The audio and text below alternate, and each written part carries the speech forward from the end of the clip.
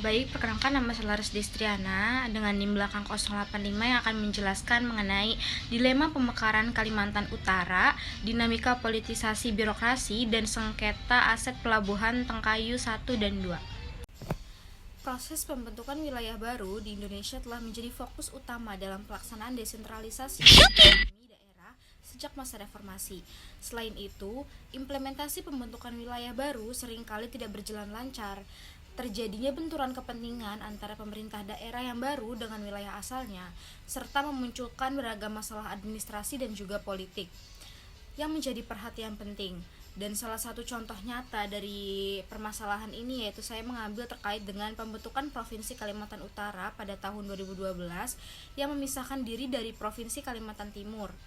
Nah, pembentukan Provinsi Kalimantan Utara ini dilaksanakan berdasarkan ketentuan Undang-Undang Nomor 20 Tahun 2012. Proses ini didorong oleh kebutuhan yang strategis untuk meningkatkan pengelolaan wilayah perbatasan. Mengingat posisi Kalimantan Utara ini berbatasan langsung dengan Malaysia, sehingga Kalimantan Utara ini diharapkan dapat berfungsi sebagai penggerak utama pembangunan di wilayah perbatasan.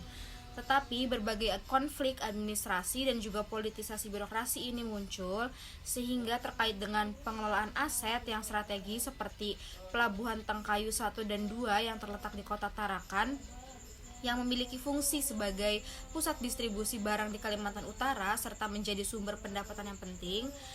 Namun sejak wilayah ini dimekarkan, persaingan antara pemerintah daerah mengenai kewenangan dan pengelolaan aset itu menjadi isu yang mencuat.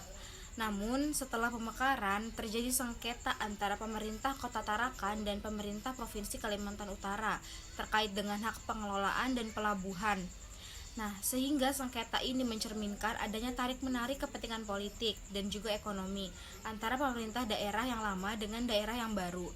Nah, sengketa ini tidak hanya menyangkut masalah administrasi, tetapi juga dipengaruhi oleh bagaimana politisasi birokrasi yang kuat yang melibatkan di mana ada kepentingan politik lokal. Dan dalam banyak kasus, pejabat pemerintah itu seringkali memanfaatkan struktur birokrasinya untuk mengamankan posisi politik mereka. Salah satu perebutan sumber daya ekonomi antara pemerintah kabupaten atau kota dan pemerintah provinsi adalah terkait dengan sengketa aset pelabuhan Tengkayu 1 dan Tengkayu 2 yang dimana ini bertempat di Kota Tarakan yang merupakan hak kepemilikan dan juga hak pengelolaan.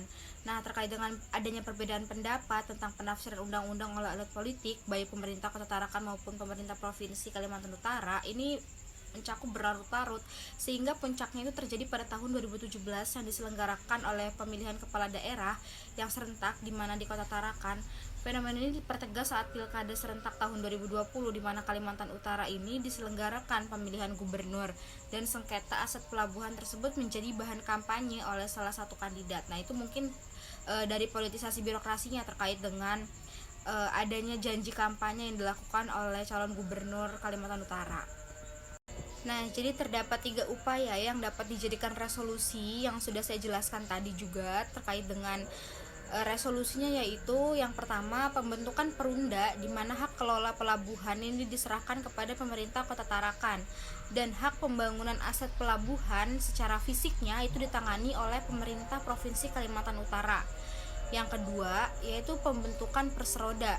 Nah, di mana pembentukan ini terkait dengan pengelolaan dan pembiayaan pelabuhan Tengkayu 1 dan Tengkayu 2 itu dikelola bersama baik dalam hal pembiayaan maupun pendapatan sesuai dengan persentase saham masing-masing daerah.